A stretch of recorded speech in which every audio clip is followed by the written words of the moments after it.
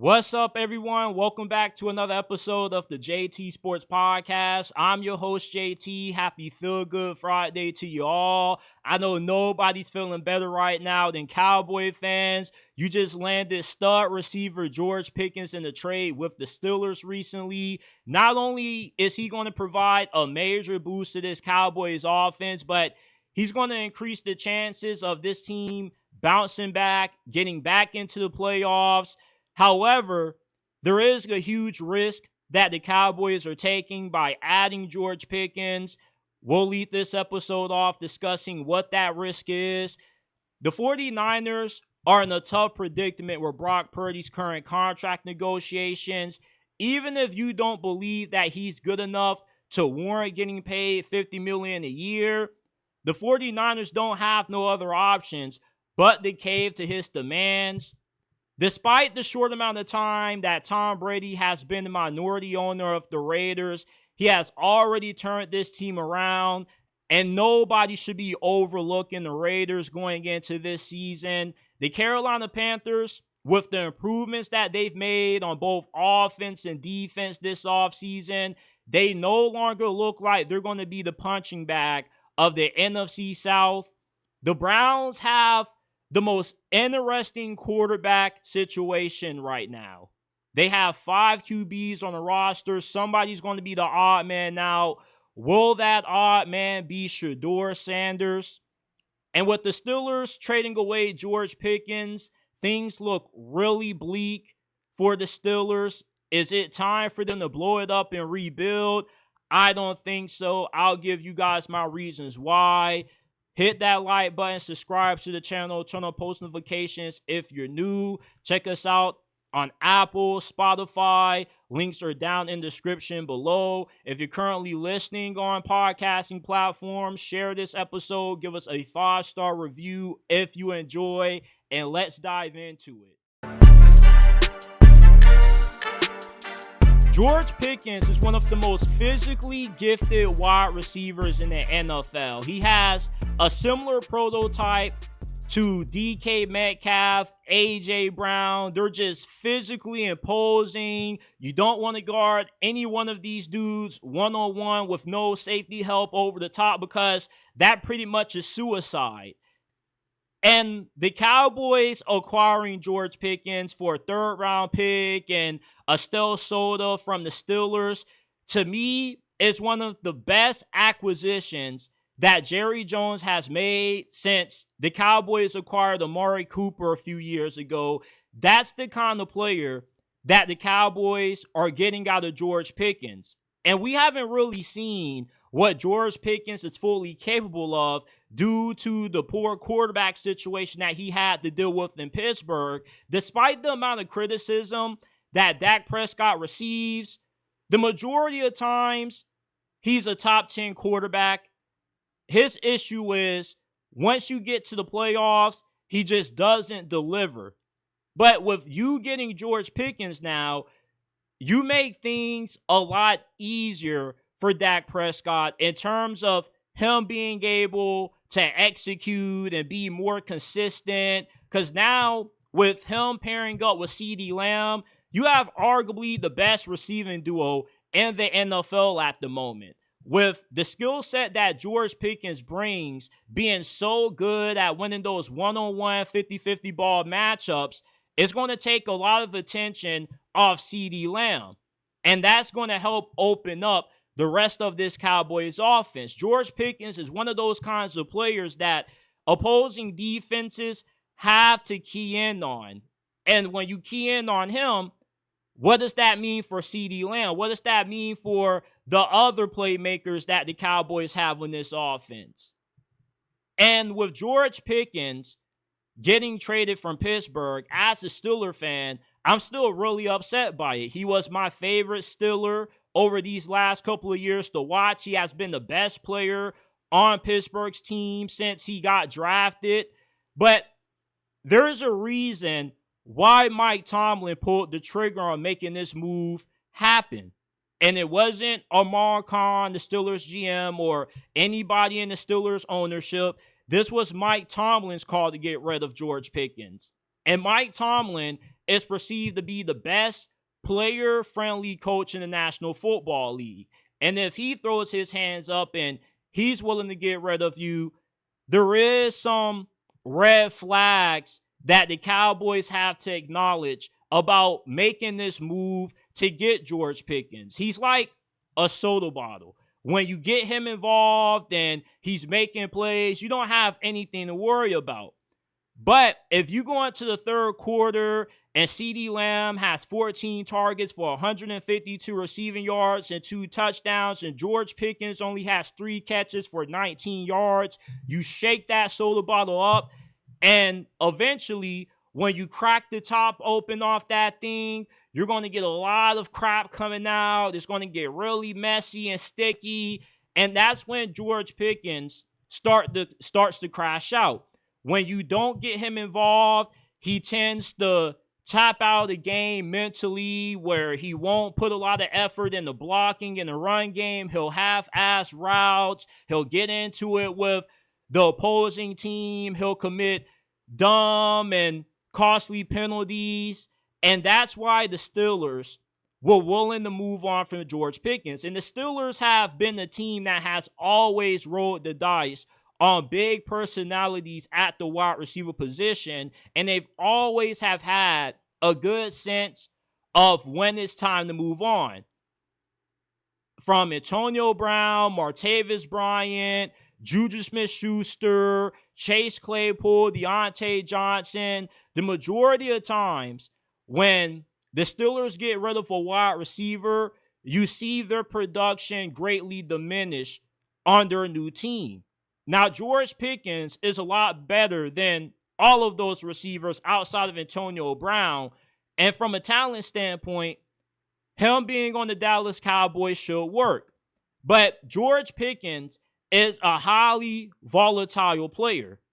And if you aren't allowing him to make plays, then he just gets disinterested in the game. And even when he does make big plays, he has a tendency to negate them with the emotional penalties that he has a high frequency of committing. And he's one of those players that plays with his heart on his sleeve. He gets really emotional, and sometimes his emotions get the best of him. Sometimes he may crash out. It's not a matter of if he'll crash out on the Cowboys, it's a matter of when. And for Dallas, you are going to have to hope that the good outweighs the bad with George Pickens. And his character concerns are a huge issue. He kind of has had character red flags about him dating back to his time at Georgia when he was playing college ball. And we've seen those character issues flare up in some of the worst ways during his time in Pittsburgh. And the Cowboys are no stranger to getting these players that have these kind of character issues like George Pickens. That's kind of what the Cowboys are known for. Sometimes they take these players in like George Pickens and it works out, and sometimes it backfires in their faces. But personally, I feel George Pickens is going to have a great season for the Cowboys. From a personnel standpoint, this move makes a lot of sense. You finally got that big, elite, deep threat. You got that menace that you've been looking for. You got somebody that has a mean mentality that fans kind of have been wanting to have on this offense for the last couple of years. You got that. You got somebody that's going to make it easy on Dak Prescott when everything is going wrong. He can just say, fuck it. George Pickens is somewhere down there, and he can come down with it. And Dak Prescott is one of the better deep ball throwers in the NFL. So pairing him with George Pickens makes a lot of sense. But from a personality standpoint, the Cowboys acquiring George Pickens puts a lot of stress on Dak Prescott. You already saw last year before he got hurt, he was having blow-ups on the sideline with CeeDee Lamb snapping on him, not getting the ball enough. Now he's going to have another mouth to feed that's going to be popping off on him, voicing his displeasure if he's not making plays and he's not getting targets. And that's why this move is high risk, high reward, because you're hoping that George Pickens can make a 180. But the chances of that are pretty low. At this point, George Pickens is what he is. Now, he's been on the press run as of late, saying that all he wants to do is win and he's not looking to get paid. All that sounds good until you're in the middle of the game, tempers are flaring, emotions are flying high, and George Pickens just goes off the rails. That's just the kind of player that he is. He's a crash out, and he will crash out occasionally for the Cowboys. You just hope that it doesn't ruin the team chemistry and that you can overcome those crash out moments and still find ways to win games. There were a few games that George Pickens costed the Pittsburgh Steelers over the last couple of years with unnecessary penalties. He'll make a big play. He'll have it somewhat negated with a unsportsmanlike conduct penalty. He can get into scraps with opposing defensive backs. You just are getting a lot of baggage with George Pickens. But if you're still able to win in spite of it, he's going to become a really potent weapon in this offense. I'm expecting him to have a 1,300-yard campaign, possibly lead the team in the NFL in touchdown receptions. Because when you have this kind of skill set where you can just go up and get it consistently, you should be able to be a touchdown machine. And that's the kind of skill set that George Pickens has. And if the Cowboys can make it work with him, they can, somewhat keep him composed, help him control his emotions. This is going to be a really good team this year. If you haven't already, smash that like button, subscribe to the channel, turn on post notifications so you don't miss when we drop new content. The San Francisco 49ers are in a really odd situation with Brock Purdy. With their current contract negotiations going on, you may believe that Brock Purdy isn't good enough to warrant getting paid $50 million or more a season. However, though, there are 6 quarterbacks right now that are making $50 million or more, and they have less playoff wins than Brock Purdy. Lamar, Herbert, Jordan Love, Trevor Lawrence, Tua, Dak Prescott. We know that the market is the market. And the 49ers kind of are in a situation where they can't play hardball with Brock Purdy. It's easy to say, make Brock Purdy prove himself again. What can the 49ers find that's better than what Brock Purdy has been these last couple of years? Ever since he's taken over as the starting quarterback for this franchise, he's done nothing but win. He's led them to 2 conference championship games. He's led them to a Super Bowl. That Super Bowl that they lost a few years ago to Kansas City wasn't because of him. It was because of Kyle Shanahan getting too conservative. You cannot kick a field goal and then pray to God that your defense is going to be able to stop Patrick Mahomes, because he's the boogeyman. If you give him the opportunity to win the game, he's going to come through 100% of the time. Brock Purdy, though, in terms of consistency and stability, is worth the San Francisco 49ers paying him $50 million a year.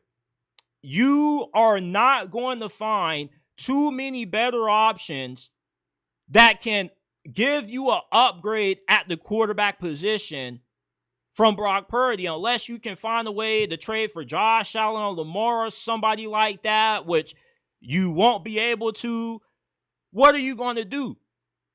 And it's not like every quarterback that you plug into Kyle Shanahan's scheme automatically turns into gold. We seem to forget the situation the 49ers were in before they lucked up and they got Brock Purdy with the last pick of the draft. You had Trey Lance, who couldn't play at all. He's been a bust up to this point in his career. You had Nick Mullins, Brian Hoyer, C.J. Beathard. They weren't good neither. Jimmy Garoppolo was mid to above average at best. Brock Purdy has been the best quarterback that the 49ers have had since Steve Young and Joe Montana, which makes him worth that $50 million a year investment. And the 49ers are trapped and the overpaying him. He may not be as talented as the Lamars, the Mahomes, the Josh Allens out there, but in terms of consistent quarterback play, he's worth the investment. He has been to a Super Bowl before. He has had good playoff runs. There aren't too many quarterbacks in this league that give you consistent quarterback play in the biggest games. Dak Prescott is good in the regular season, and then he disappears when it matters the most in January. Jordan Love, we still don't know what he is. Justin Herbert is making $50 million a year, and he hasn't won a playoff game yet. As a matter of fact, he has been one of the worst postseason quarterbacks in the NFL in his 2 appearances in the playoffs. The 49ers have never won a Super Bowl with the quarterback that just had a supporting cast full of bums. The argument that last year exposed the truth about Brock Purdy is bullshit. What do you expect him to do down one of the greatest offensive tackles in the league, down some of his best receivers as well, down Christian McCaffrey? Like, there's only so much your quarterback can do. In spite of how talented he may be, nobody can win with dog shit around him. All of the best quarterbacks in the NFL right now, Mahomes, Lamar, Josh Allen, Joe Burrow, what do they all 4 have in common? They have weapons to throw the football to. There's not a single quarterback that has won a Super Bowl with just bums as their supporting cast. Every single quarterback that's in the Hall of Fame has played with at least one or more Hall of Fame talent. Good quarterbacks play with good players. Good coaches need good quarterback play to win the majority of times, unless you have the 2000s Ravens defense or the 85 Bears defense. It's hard to win without good quarterback play, and that's what the 49ers have gotten these last couple of years with Brock Purdy. So the whole argument that, oh, he's not good enough to get paid $50 million, the 6 other quarterbacks that are getting paid $50 million a year that don't have the same level of playoff success as Brock Purdy say otherwise. If Brock Purdy was a first-round pick, we wouldn't be having this discussion still. But since he was Mr. Irrelevant, and people tie where you're drafted to how good you are, their judgment is clouded because they still can't realize how good this guy is. He's a top 10 quarterback without a doubt. To me, he's the 8th best quarterback in the league. And that makes him worth $50 million a year. Now, if he's asking for $60 million, okay, that's way too much. You got no choice but to go in a different direction.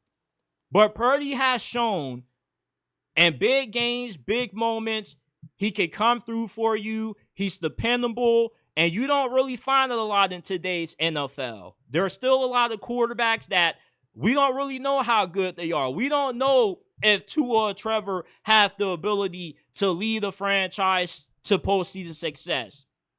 And with Lamar Jackson, we don't know, in spite of how talented he is, if he'll ever win a Super Bowl in Baltimore. But Brock Purdy has come close to doing so. Paying Brock Purdy is not a mistake. It's a necessity. They're trapped into overpaying him based off the stability and the consistency at this position that he's given this franchise at a time where things didn't really look so good. Once they had to move on from Trey Lance, you would have thought that it was rats for them. Normally, when you miss on a quarterback in the first round after giving up everything the 49ers did to drive Trey Lance, it should have set them back 4 or 5 years. It should have gotten everybody fired. But with Brock Purdy saving the day as Mr. Irrelevant, it's kept the 49ers Super Bowl window wide open. In the 23 years that I've been alive on this earth, in the 14 years that I've spent following the NFL, I have never had as much optimism about the Raiders going into a season as what I currently have right now. With Tom Brady becoming the minority owner of this organization, something just feels different about this team. Do you Raiders fans feel the same way? For the first time in forever, you actually have a reason to be optimistic. And it's not you're casual, or I'm a fan, I got no choice but to be optimistic because it's the offseason. Like, no. Tom Brady, with the moves that he has made, from the hiring of John Spytek as your general manager, bringing in Pete Carroll as your head coach, the Raiders have a chance to be something that they haven't been in a while. And that's an actual good team. Now, I know they made it to the playoffs a few years ago with their interim head coach, Rich Bisaccia, and they did have a playoff appearance one year under Jack Del Rio, but those were seasons that you didn't really feel coming. Every year in the National Football League, we have one team that overexceeds expectations, that's better than what any of us expect them to be. Last year was the Washington Commanders. This year, that team possibly could be the Raiders. John Spytek had a really good draft class. Okay, Ashton Jeanty, 6th overall. It doesn't matter if he played in the Mountain West. That game he had against Oregon showed you how good he can be against top-tier competition. He also had a really good game against Penn State where the dude converted a 3rd and 21. Ashton Jeanty is going to fix the biggest issue the Raiders offense had last year, which is their inability to run the football. They were dead last in rushing yards per game. Ashton Jeanty is going to solve that problem. He also is going to help bring the best out of Geno Smith. When Geno was at his best playing in Seattle with Pete Carroll, he had a legit rushing attack. And you give this offense another all-pro caliber weapon alongside of Brock Bowers. Some of the other notable draft picks that John Spytek made, he drafted Jack Beck, who's a really good route runner. He has reliable hands. He should be a good target for Geno Smith underneath. He should be his safety blanket in third down situations if teams are doubling Brock Bowers.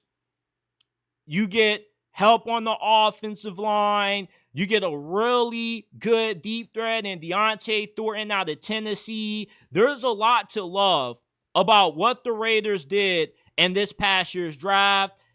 And some of the other notable additions that they made in free agency. Jeremy Chin at safety, Eric Stokes, who are going to help improve what was a shaky secondary from last year. And Pete Carroll, although he is the oldest active head coach right now, he still is good enough to have this team better in late game situations than what Antonio Pierce did last year.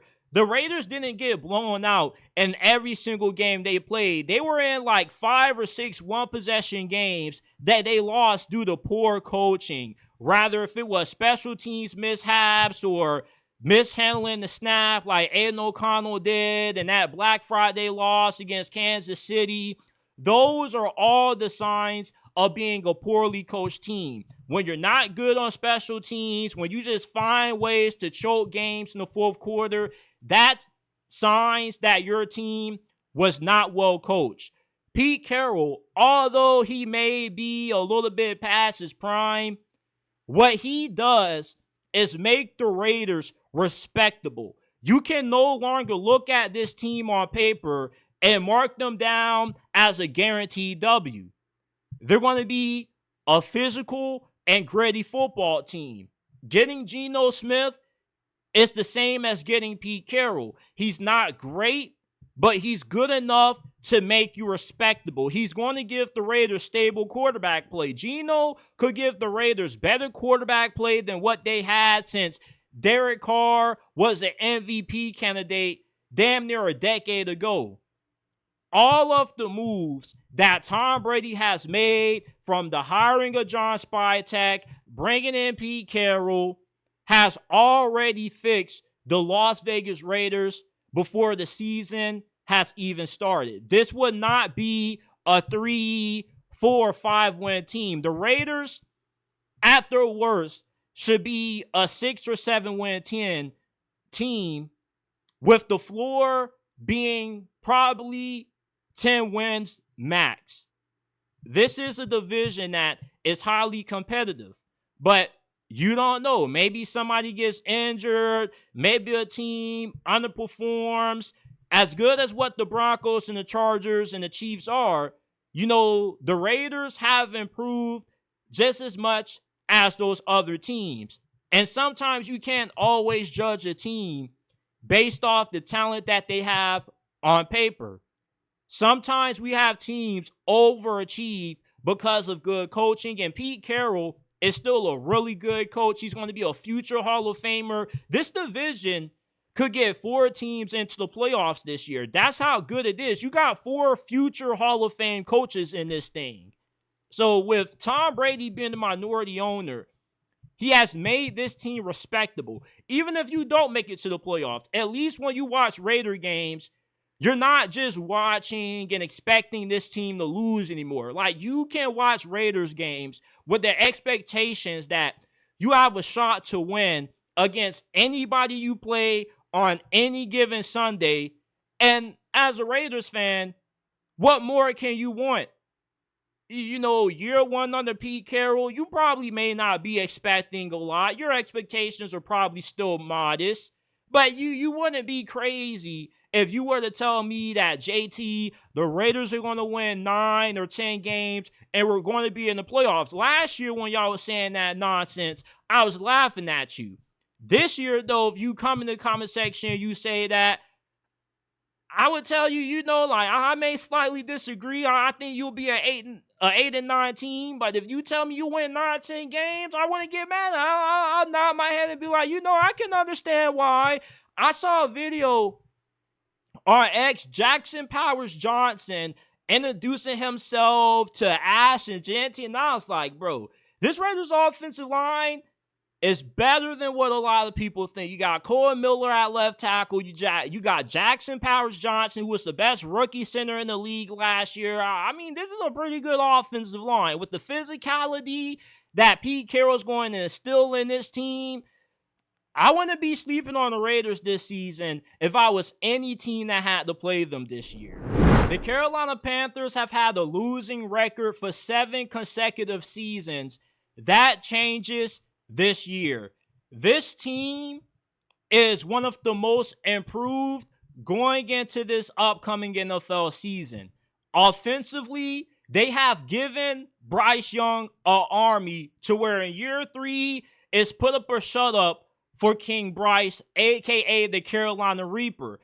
I don't feel like that second half performance that he had during the regular season in 2024 was a fluke. That conversation with Rod Wave saved Bryce Young's career, and you can't convince me otherwise. He was a top 15 quarterback during that span. He was going toe-to-toe with Patrick Mahomes, for crying out loud. Like, King Bryce was out there balling out. And with the supporting cast that he has going into this year, you drafted Tech McMillan 8th overall. He's going to be that big body wide receiver that's going to make life easy for Bryce. With Bryce Young being undersized, it's a lot harder for him to see the field than your average quarterback. But when you got a big Hawaiian specimen like Tech McMillan, it doesn't matter how short you are playing quarterback. You could be 5'2" behind center. A guy like Tech McMillan is pretty hard to freaking miss. And all you got to do is put the football somewhere in his proximity and he's going to come down with it. Rather if it's moving the chains as possession receiver or being a big body, goal ball, deep threat kind of guy, Tech McMillan can do it all for this Panthers offense. You drafted Jimmy Horn Jr. day 3 of the draft. That's one of my favorite picks by any team in this draft class. Not only is he going to be in contention for immediate playing time, but he's going to be the Panthers slot receiver of the future. He's really good after the catch. He's a really good route runner. He's Tank Dell, but more well-built. And we know how good Tank Dell has been when he's able to stay healthy. You got Jalen Coker, who is also really good. Xavier Legette, he has some flashes. It's nothing to improve your hands. All he has to do is get his ass on that jug machine, catch 200 passes a day on that thing, and he'll be good. You got Shedeur Sanders at tight end. You got Chuba Hubbard at running back, and you got one of the better offensive lines in the NFL last year. The offense that the Panthers have coming into this season is probably the most talented that they've had in these last couple of years. There are no more excuses to be made for Bryce Young going into this year. If he reverts back to what we saw the first 2 weeks of the regular season last year, then hell, Panthers fans might need to watch every game drunk this year if that's what they're going to get out of Bryce, but I strongly doubt it. I really feel like after that convo with Rod Wave, Bryce Young truly turned the corner in his career. The Panthers are finally going to have a defense this year as well. You're not going to have to rely on your offense to score 28, 30 points per game to win you games. This defense has improved just as much as what this offense has this offseason. You're bringing in 2 stud rookie pass rushers. You got Nick Scourtin out of Texas A&M. You got a really good edge rusher out of Ole Miss. And you also improve your secondary. You signed Trayvon Moorick in free agency, who's really good against the run. You also drafted Lathan Ransom, a really good safety out of Ohio State. Ejiro Evero has a better defense to call plays for than what he had last year. You get a healthy Derek Brown back. You made some really good free agency signings on the interior of that defensive line as well. This division is wide open. And it's not just because of the supporting cast that Bryce Young has and the improvements that they've made on defense. There's not a lot of good coaches in this division, at least coaches that you can count on. Todd Bowles has benefited off being able to take advantage of a weak division having a very big talent advantage. But the Carolina Panthers, I don't think they're too far off from what the Buccaneers are.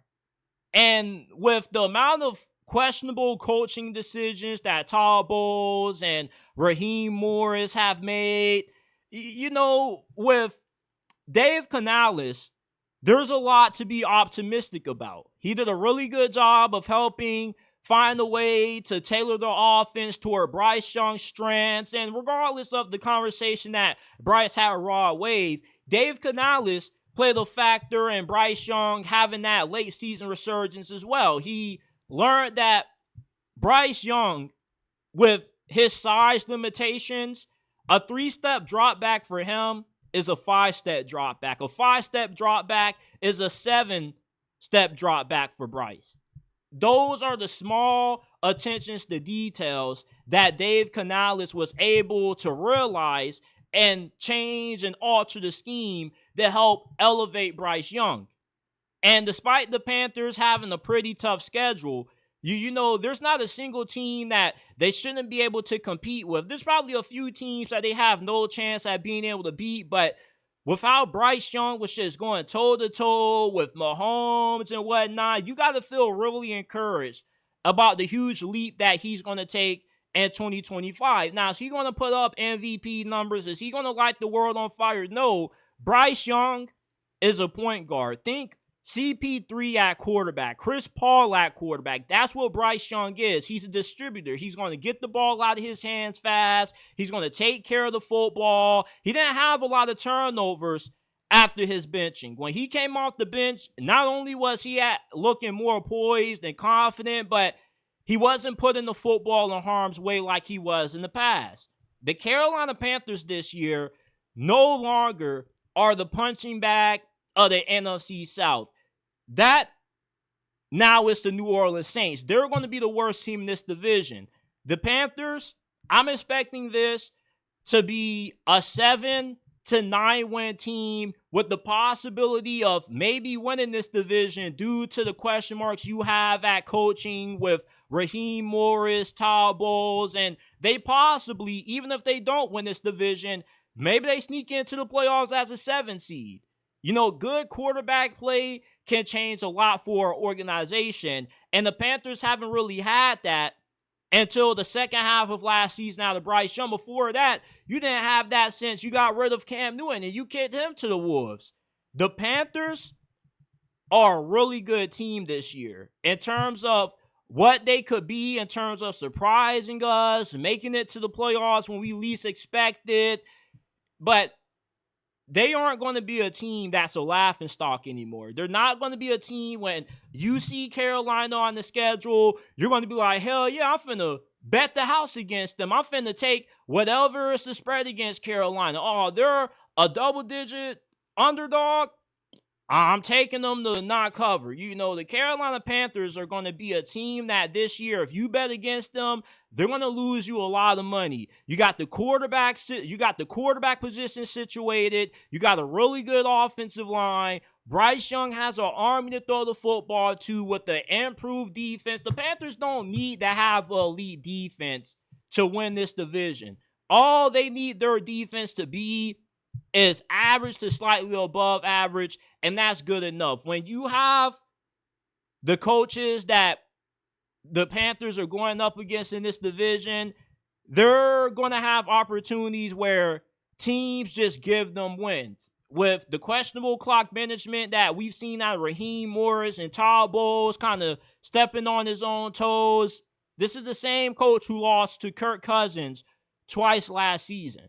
So, I mean, with the division now improving in talent, the Panthers being one of those teams that has improved, it no longer is a guarantee that the Bucs are going to win this division. You know, the Falcons are pretty good. The Panthers are now really good as well. Don't sleep on Carolina this upcoming season. The Cleveland Browns have the weirdest quarterback situation in the NFL right now. You got 5 QBs currently on the team. You got Deshaun Watson coming off an Achilles injury, Joe Flacco, who you recently signed in free agency with the hope that maybe he can recapture some of that magic a few years ago when he came in and turned your season around, led you to the postseason. You traded for Kenny Pickett, a former first-round pick, and then you double-dipped in the draft at quarterback. You drafted Dylan Gabriel in round 3. You took Shedeur a few rounds later in the 5th round. With the amount of bodies that the Browns currently have in their quarterback room, somebody's going to be the odd man out. The question is Shedeur going to be that odd man? Is he going to be the quarterback that the Browns end up cutting because they don't have enough roster space to retain all of these guys? From a talent standpoint, Shedeur was a second-round pick according to a bunch of anonymous coaches that have spoke out about his slide in the draft. Plenty of coaches feel that he's good enough to be a 10-year starter in this league. And Dylan Gabriel, for as productive as a collegiate career that he had, him going to the Browns was a really bad fit in my opinion. He doesn't have the strongest arm. He's not that big. He's not really that mobile. And going to a city where you're going to be playing a lot of football in cold weather with no dome, I just don't feel he's going to work out in Cleveland. And Shedeur, as a prospect, is better than what Dylan Gabriel was coming out of college. He has a stronger arm, a little bit more athletic. He's bigger in size. There's a lot of limitations that Dylan Gabriel has to overcome, and just playing in Cleveland doesn't give him the best chance to overcome those. Kenny Pickett, more so, is a career backup at this stage of his career. We kind of know what he is. He doesn't really have any traits that make you go, wow, like you got to start this guy. This guy should be ahead of Shedeur on the depth chart. Joe Flacco, without a doubt, he more than likely is going to be the week 1 starter. Kevin Stefanski, you want to go with somebody that knows the system, somebody that you're comfortable with, and Joe Flacco gives you that. And Deshaun Watson, Diddy Watson, the Browns at this point are pretty much all but done with them. When the owner comes out before the draft and says that, yeah, we made a mistake trading for this guy, giving him all that money. It all but shows us that they're done with this guy. They've already moved on from him. So even if he is able to get back into playing shape, I don't expect him to be a factor in any of the Browns' plans this year, which opens the door for Shedeur Sanders to not just make the team, but the thought of Shedeur Sanders getting cut by the Browns is absolutely ridiculous. He is going to make this roster. He is currently the second best quarterback on this team from a talent standpoint.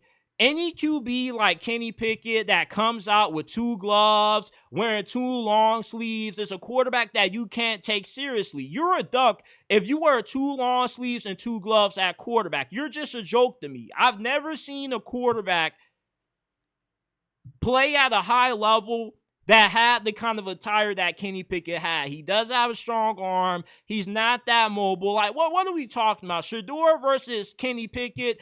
Give me Shedeur Sanders. Shedeur versus Dylan Gabriel? Give me Shedeur Sanders. Shedeur versus Diddy Watson? Give me Shedeur Sanders. Deshaun Watson has been the worst quarterback in the NFL since he arrived to Cleveland. And despite him saying that, oh, y'all counting me out, y'all making a mistake, I'm going to come back better and stronger, we're done with you. This is Shedeur's job to lose, in my opinion.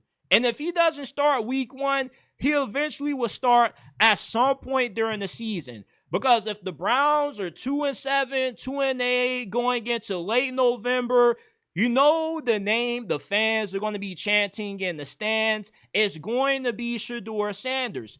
And the owner is not going to allow the Browns to cut a player that brings this much marketability, publicity to the team. And Shedeur is also going to put fans in seats. When things are going left for Cleveland and they have nothing else to look forward to, you can throw Shedeur Sanders in, and that's going to be a reason to still keep fans invested on this year. I think that Shedeur sitting for a few weeks would best help him, because if you throw him out to the Wolves early in a division as tough as the AFC North, you somewhat are putting him in a really tough spot. But if you allow him to soak up some of that game from Joe Flacco, it could do him a lot of favors. The Browns have a situation that is conducive to Shedeur having success early on. They got a pretty good offensive line. They got a good group of wide receivers to throw the football to. They got a really good defense. I'll be shocked if the Browns cut Shedeur Sanders. And I'm really surprised that there's a good amount of people out there, or I should say a certain particular group of people out there that thinks Shedeur is actually going to get cut. There's no chance the Browns cut Shedeur. If anything, they cut Deshaun Watson before they cut Shedeur Sanders, and Dylan Gabriel probably ends up running scout team on the practice squad for Cleveland. The way I expect this Royal Rumble match that the Browns are having at quarterback with these 5 guys is that Deshaun gets cut, Joe Flacco wins the job, Shedeur wins the backup job over Kenny Pickett and Dylan Gabriel, and either Kenny or Dylan get regulated to run the scout team, more likely Dylan Gabriel. Shedeur had a second-round grade. According to most of the scouts and analysts and coaches out there, they felt he was a second-round prospect with the upside of becoming a really good starter in this league. And if the Browns get that out of Shedeur, not saying they'll get that this season, but down the road, you know, he gives you a good chance to make it to the playoffs and possibly become a Super Bowl contender if he elevates past that and he becomes one of the best quarterbacks in the league. But the idea of the Browns cutting Shedeur Sanders, I think, is absolutely ridiculous, and I see him being a guaranteed lock to make this roster. Hey, man, if you listen to podcasts, check us out on Apple, Spotify, wherever you get your podcasts from. The JT Sports Podcast is available. Give us a 5-star review if you enjoy. I was under the assumption that if the Steelers landed Aaron Rodgers and he was thrown to the duo of DK Metcalf and George Pickens, that would have been good enough for the Steelers this season to finally win a playoff game. But with Mike Tomlin making the decision to ship George Pickens off to Dallas, the Steelers' chances of ending their nearly decade-long playoff drought looks incredibly bleak. And even with or without Aaron Rodgers, if you don't have George Pickens, no matter who you have at quarterback, it's very unlikely that you win in the postseason this year. Which leads to the question, if the Steelers keep doing the same old thing and getting the same results, is it time for them to blow it up and start over? Should they trade TJ Watt, Cam Hayward, Minka Fitzpatrick, and rebuild? I don't think so. I strongly disagree that the Steelers need to rebuild. With all of the draft capital that they have acquired for next year's draft, with them targeting a trade up for one of the top quarterbacks, it doesn't make a lot of sense to start over when you want your rookie quarterback to go into the best situation possible, and trading everybody does the complete opposite of that. And on top of that, let's say you go to the postseason and your rookie quarterback's first year starting and you lose in the wild card round. There's nothing wrong with that, because when he takes that next jump in year 2 with another good offseason and with you continuing to build around him and giving him more pieces, along with keeping your core guys like Cam Hayward, TJ Watt, and Minka, there's a good chance that in year 2, he can not only get you past the first round of the postseason, but possibly into Super Bowl contention. But trading away everybody right now sets you back 3-5 years from being a Super Bowl contender. The Pittsburgh Steelers, going into this year, let's just be honest, it's a throwaway season. We as fans are pretty realistic about what this team is going to be this year. And even the past couple of seasons, when the Steelers have gotten dominated in the wild card round by the Bills and the Ravens, they didn't lose those games because they were the more inferior team from a talent standpoint completely. They lost those games because they were outmanned and outgunned at quarterback. When you're in a conference like the AFC that's home to not just the best quarterbacks majorly in the NFL, but home to aliens like Lamar, Josh Allen, Justin Herbert, how the hell are you going to beat these guys with Mason Rudolph or watch Russell Wilson at quarterback? Mike Tomlin has been going into the playoffs, entering a gunfight with the straw with what he's had at QB. And even the last couple of years of Big Ben at QB, he didn't play good football in those playoff games. Against the Jaguars, he threw an interception and had a fumble that led to 14 points in that game. And in his final playoff game against the Cleveland Browns, and the Steelers' first 6 offensive possessions, and 4 of those, he had turnovers that led to 28 points by the Browns. The first opening play in that game was a fumble off a botched snap that turned into an easy touchdown for Cleveland. So with Big Ben and all of these turnovers that he has had in his last few playoff games, it didn't really help out the defense, and it didn't give the Steelers a chance to win in those games when they had to dig themselves out of an insurmountable hole. Right now, the Steelers have been a consistent playoff team. It would be one thing if the Steelers were struggling to make it to the playoffs with their current core, then it would make sense to blow it up. But the NFL is not the NBA. You just can't trade everybody and think that you're going to be able to recoup that talent that you're trading away. When you're getting rid of 3 future Hall of Famers, it's hard to replace guys like Cam Hayward, TJ Watt, and Minka. You don't draft these guys just to think that they're expendable when they're nearing the tail end of their careers. No, you're supposed to keep guys like this around until they retire. TJ Watt, Minka, and Cam Hayward are not slowing down anytime soon. Hall of Fame level players regress at a slower rate than your average player. And if the mindset is, well, the Steelers keep on coming up short in the playoffs, they might as well rebuild, you can use that same argument and apply it to the Ravens, the Bills, and any other team that has yet to make it to a Super Bowl in the past decade. Because at the end of the day, there's no difference between losing in the wild card round, the divisional round, the conference championship. It all is the same. Only 2 teams make it to the Super Bowl. Only one can win the Lombardi Trophy.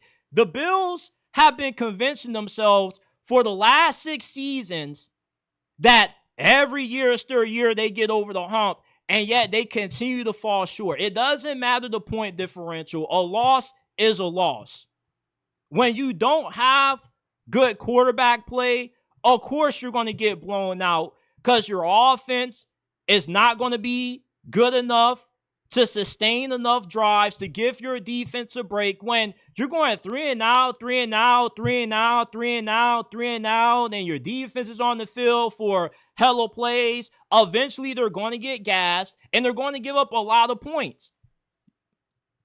Having an elite quarterback is the biggest thing holding the Steelers back from playoff success.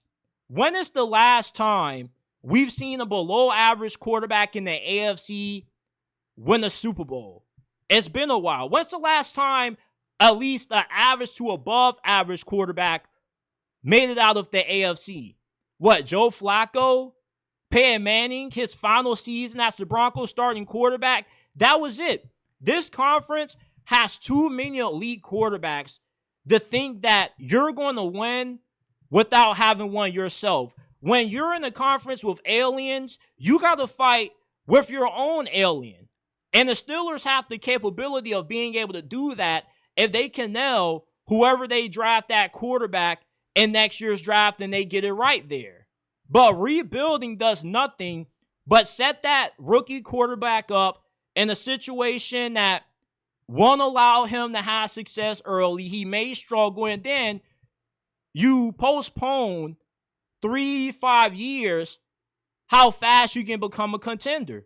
If the Steelers just keep their core now, understand that you're not going to win this season, you might not win next year with your rookie quarterback, but in 2027, with the drafting that Lamar has done, doing pretty well, and you continuing to have a lot of cap space to use at getting high-level free agents, the Steelers are in great shape to be contenders 2-3 years from now.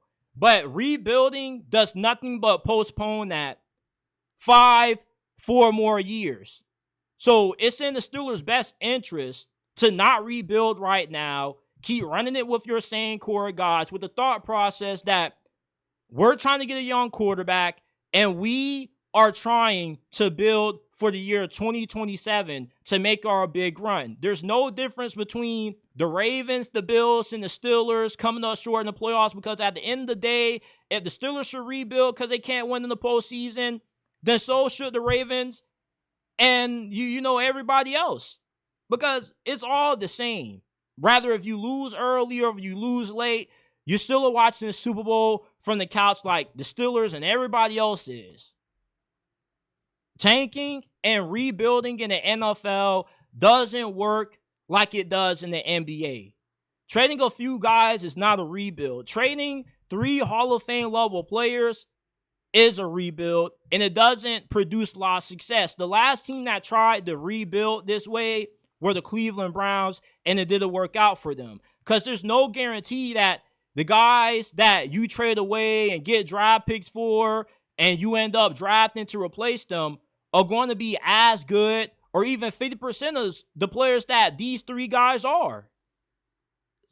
Just rebuilding in the NFL is just an idea that I strongly disagree with when you're a consistent playoff team. When the Tampa Bay Buccaneers were coming up short in the early 2000s with Tony Dungy, and they had guys like Warren Sapp, Derek Brooks on that defense, did they say, let's trade these guys away and rebuild because we keep coming up short in the postseason? No. What did they do? They fired Tony Dungy. They traded for John Gruden. And their first year with Gruden being the head coach, they won the Super Bowl. With the Steelers, they just need a quarterback.